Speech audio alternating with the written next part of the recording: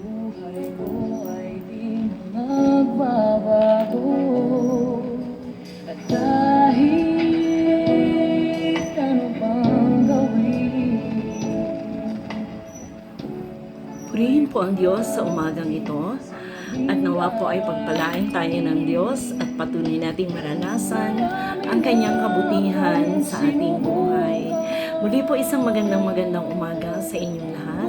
Tayo po ay muling mag-aaral ng kanyang salita at ito po ay isang napakagandang talata na ito po ay magbibigay sa atin ng kaliwanagan sa umagang ito. Sa aklat po ng Isaiah chapter 1 verse 18, halikayo at magliwanagan tayo. Gaano man karami ang inyong kasalanan, handa akong ipatawad ang lahat ng iyan. Kahit na kayo ay marumi sa kasalanan, kayo ay magiging busilak sa kaputian.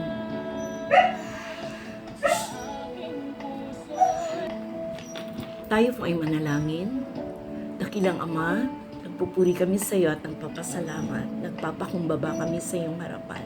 Salamat po Diyos na sa paglapit namin sa iyo, Panginoon, alam namin o God na ikaw yung Diyos na hindi magtataboy sa amin sa anumang paraan na kami ay lumapit. Kami o Diyos ay iyong tatanggapin, Panginoon.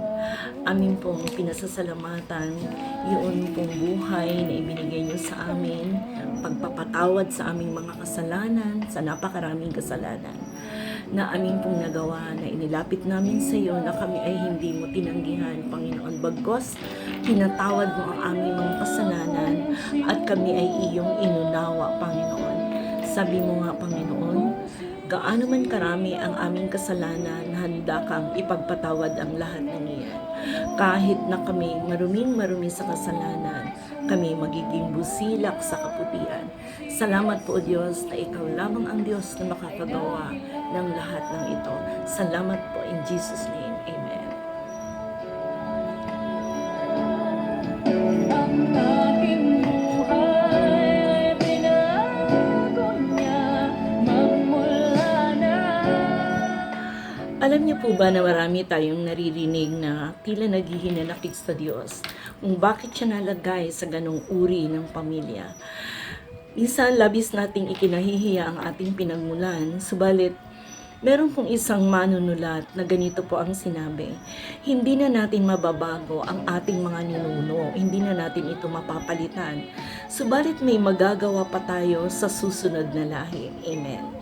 Meron din pong nasadlak sa mali at pangit na pamumuhay na lagyan ng batik at taglay na pangalan.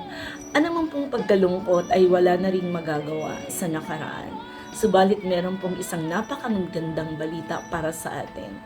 Hindi po ang ating pinagmulan o yung pangit nating nakaraan ang tinitingnan ng Diyos, kundi ang kasalukuyang kalagayan natin ngayon. Kailangan ay tanggapin natin si Jesus sa ating puso bilang tagapagligtas at gawin niya natin siyang hari ng ating buhay. Amen.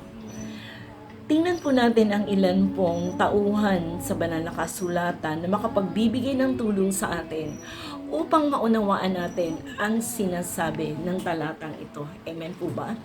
Upang maunawaan din po ninyo kung ano yung sinasabi ko. Noong pong nagsugo si Jose o si Josue ng 2 tiktik sa Jericho, itong po ay tinugis na mga kawal, subalit itinago ni Rahab. Sino nga ba si Rahab? Isang babaeng nagbibili ng panandaliang aliw, subalit siya ang ginamit ng Diyos upang iligtas ang 2 tiktik.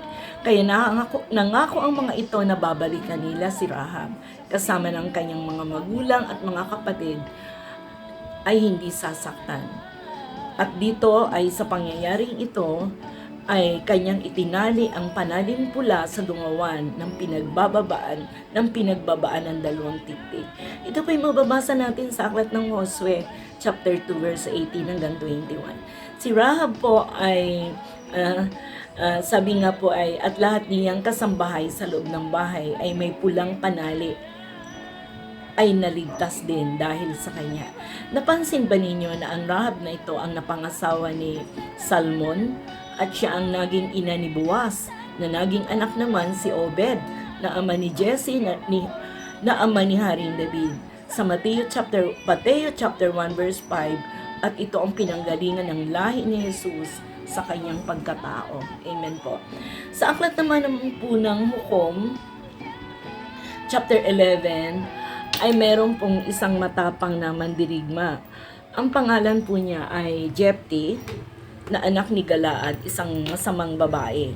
Pinalaya si Jepti ng mga anak ni Galaad at sinabing hindi ito makakatikim ng mana sa kanilang ama. Kaya't umalis si Jepti at naging puno ng mga taong ligaw. Amen. Subalit dumating ang panahon na ang mga Amonita ay lumusob sa Israel. Ngayon, ang mga anak ni Galaad ay lumapit at nakiusap kay Jepti na mamuno. Sumang-ayon si Jepti sa kondisyon na kapag sila ay nanalo, sila na ang kikilalanin nilang puno, at sumang-ayon ang mga ito. At dito ay ibinigay nga ng Diyos ang tagumpay kay Jepti. Ngayon, dumako naman tayo sa bagong tipan. Diba, isang Samaritana ang kailangang kumuha ng tubig sa katanghaliang tapat, pagkat siya ay nahihiyang kumuha sa umaga at hindi makasabay sa mga naroroon. Kaya siya, sabi nga po sa kwento na ito, siya ay isang masamang babae, subalit binigyan siya ng panahon ni Jesus. Sapagkat kilala ni Jesus ang babae. Meron bang hindi alam ang Diyos sa buhay ng tao? Amen po ba? Ang babae pong ito nakalima na ng asawa at ika-anim itong kinakasama ngayon. Gayunpaman, dito ay nakikita ni Jesus na kung ito lamang ay makakakilala sa kanya, no, bilang Panginoon, no? Kaya ang nangyari, naroon yung magandang kalooban na magiging kagamit-gamit sa kaharian ng Diyos ang babaeng ito. At nang ito ay nakakilala, mababasa natin na siya ay naging isang mabuting patotoo. Naniwala akong nakita ng mga tao ang nabagong buhay niya. At sa kanyang paglabas, hindi na yung halos mahihiya siya na para po bang yung dati ikinakahiya niya yung kanyang itsura dahil sa kapal po ng kanyang make-up araw-araw na nakikita sa kanyang mukha, kundi naging maayos at kagalang-galang na siya, sabi sa John 4. Sinasabi sa talatang 39, maraming Samaritano na sa bayang yaon sumampalataya kay Jesus dahil sa patotoong ito ng babae. Amen po. Si Maria Magdalena, na sinasabing may 7 demonyo, nang siya ay pinalaya ni Jesus ay naging isang matapat na lingkod ng Panginoon.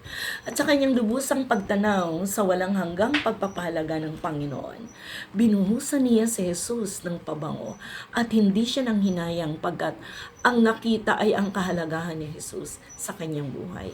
Isa rin siya sa mga babaeng makikita na may, sabi nga po ay na may krus, at siya ang unang siya po yung unang babaeng pinagpakitaan ni Jesus. Amen po ba? Si Saulo po, na tinawag na Pablo, napakarami nitong napahirapan at napatay o naipapatay ng mga Kristiyano. At hindi lamang nasisiyahan, kundi totoong humahayo pa upang makahuli ng mga Kristiyano. Subalit alam ni Jesus sa kanyang kalooban. Bagamat sa tingin ng mga tao, si Saulo ay berdugo ng mga mananampalataya. Ginawa niya ito ng buong katapatan sa pagkakaalam na ito ang tama. Alam din ni Jesus na kapag tunay siyang makakilala, siya'y magiging isang tapat na tagasunod ng Diyos. Kaya nga sa daang Damasco, habang siya ay naghahanap sa mga alagad ng Panginoon upang kanyang bihagin at patay, narinig niya ang tinig ng Panginoon at nagpakilala si Jesus sa kanya. Napasubsob si Saulo na biglang kumislap sa kanyang paligid ang isang nakakasilaw na liwanag mula sa langit, at naunawaan niyang si Jesus ang tunay na Panginoon, ang makapangyarihang Diyos. At mula noon, ang dating mauusig, ang pumapatay, ang nagpapahirap sa mga Kristiyano, ang siya ngayong ginagamit ng Diyos na siyang nagdadala at nagpapahayag ng kanyang makapangyarihang salita. Amen. Purihin ang Panginoon sa buhay ng mga taong binago niya.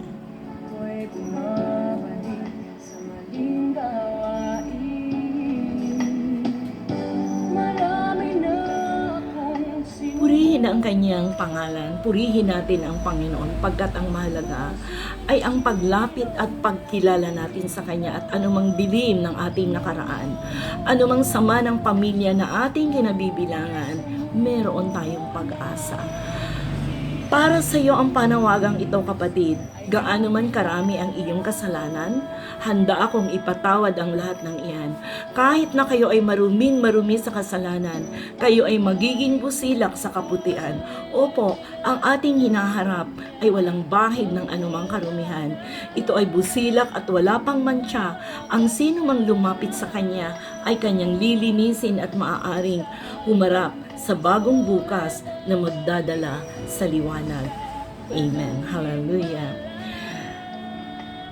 Di po ba yung buong buhay ni Butch Bellica, di po ba ito isinapelikula at napanood natin. Siya ay nagmula sa kilalang pamilya, matagumpay sa larangan ng pagninegosyo ang kanyang ama at siya binigyan ng lahat ng atensyon at pagmamahal. Siya po ay isang sophomore sa San Beda College. Ito pong si Butch Bellica. Nagmula po siya sa isang kilalang pamilya. Amen po ba? At sa San Beda po siya nag-aaral. Ito po ay natatanging paaralan ng may kaya sa buhay. Subalit, nakasama siya sa night bats. Katuwa nila na hinahabol nila sila ng mga pulis. Siya ay nakulong, iba't ibang kasalanan ng kanyang ginawa. Itinakwil siya ng kanyang mga magulang. Wala nang pag-asa na mayroon pang pagbabago na magaganap sa kanyang buhay. Subalit sa loob ng bilangguan, nakilala niya ang Panginoon. Mayroon bang imposible sa Diyos, sa Panginoon? Ngayon, siya ay isa ng mangangaral ng mabuting balita. Iniligtas mula sa kadiliman tungo sa kaliwanagan. Amen.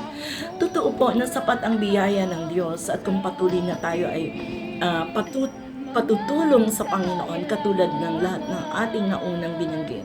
Ngayon ay mahahayag sa atin ang magagawa ng Diyos. Amen. Hallelujah. Purihin po ang Diyos.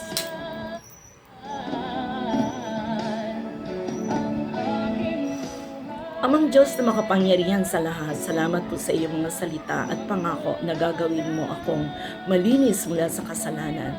Tulungan mo po akong maging busilak sa kaputian sa pagsunod at paglilingkod sa iyo, sapagkat tinanggap ko na si Jesus na aking Panginoon at tagapagligtas. Maraming pong salamat sa pangalan ni Jesus. Amen.